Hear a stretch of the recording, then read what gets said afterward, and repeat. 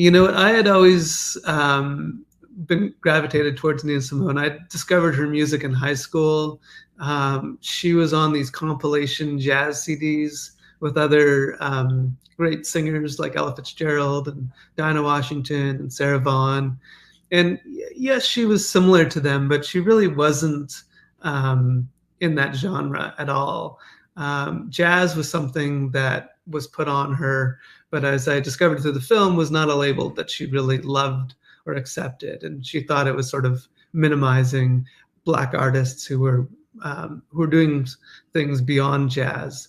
I'm a great jazz lover, so the label didn't necessarily bother me, but I was always kind of intrigued as to who she really was.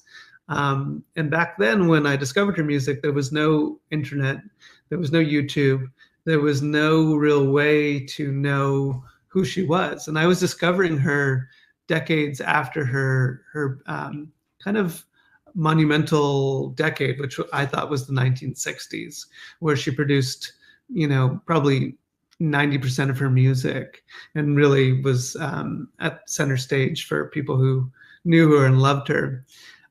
So I was trying to always figure out who she was and what she was saying, where these songs were recorded, and what she meant in some of the things she was saying. I also heard a lot of things. Oh, she was crazy, or people saw her and she was drunk on stage, and that never really sat well with me. And I kind of really wanted to know the whole story. And as I read a few books about her, I discovered a much more nuanced version of who she was, and this great artist and this classical pianist and this woman whose dreams were sort of dashed by institutions that didn't recognize her talent because of her race or her gender or her attitude. And so I really wanted to showcase what a great musical genius she was. And I thought, if I'm interested in knowing the whole story of who Nina was, I'm sure there's many other Nina fans who want to know that background too. And I think there's a lot of people who could really benefit from knowing her story. The other thing that I always think about is when you delve into a documentary project, you're really committing about 5 years of your life to the project, whether that's research or producing the film or then showcasing the film and talking about it and promoting it. It's at least 5 years. And I always kind of think about, like, what subject do I really want to spend that much time focused on? And Nina Simone was somebody I was like, I could spend happily 5 years thinking about her and spending time on that subject.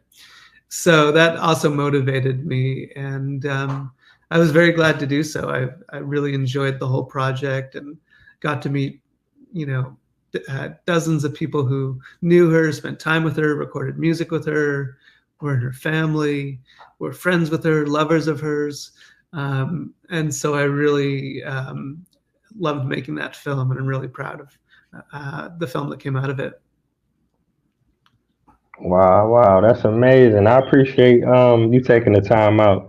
5 years, that's a long time. A lot of I guess consumers or fans we take for granted. We watch a documentary, maybe an hour, maybe 2 hours, but we don't realize how much time is put into that 2 hour project. And for you to take 5 years out of your life, obviously to do something you love and research somebody you admire, that's definitely that's phenomenal, man. That's definitely phenomenal. You gotta love it to do it. But I love making documentaries. So the time flies by in some respects, although you always want it to come out faster and to get it into people's hands quicker. Yeah, definitely. Now I can ask you this: after you completed a project like that, like you say, you get to know the friends, the family, or people that may have worked with her or whatever. Does that change how you feel about the music? Do you feel more in touch and in tune with it, or does it sound better to you? How has that affected you as a fan? I'm always a little worried that if you work on something that you love, that eventually you fall out of love with it, because either you associate it too much with work or you discover something about it that you thought was magical, and then it turns out it was a fluke or an accident or something like that. I haven't had that too much. Occasionally, I hear Nina Simone's music come on, and I'm like it's bringing back memories of like editing with that song and like challenges I faced. But generally, I love Nina's music, and I have a deeper appreciation for it because I know what went into it. Just the same way, like I told you, what just went into a film and how much labor and love goes into it. I suddenly have a new appreciation for songs of Nina Simone's because I know how much struggle went into it, or how many deep-hearted feelings went into it.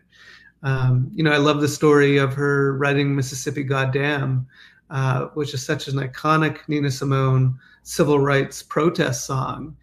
And the story that Nina told was that she heard about the four young girls in Birmingham being killed in the church bombing, and immediately went into her garage or basement and started trying to figure out how to make a gun because she was so irate. She was so angry. It really was the tipping point for her. And her husband at the time, Andy Stroud, basically said, "Okay, Nina, stop. Your power's in your music. It's not in a gun. It's in the piano. It's in your songwriting.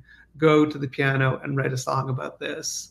And she said, "Mississippi Goddam" just poured out of her, and she performed it, a few weeks or a few months later at Carnegie Hall to a majority white audience, and it's a very strong message that was even stronger in 1963 when people weren't saying the things that she was saying, especially as a black person, as a black woman, especially on the stage at Carnegie Hall.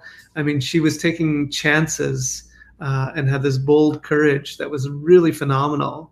But she changed people's minds. She really did push people to really see how unjust the world was, and played a very pivotal role in the civil rights movement that I think is often overlooked because she was there with the music, which reaches a lot of people.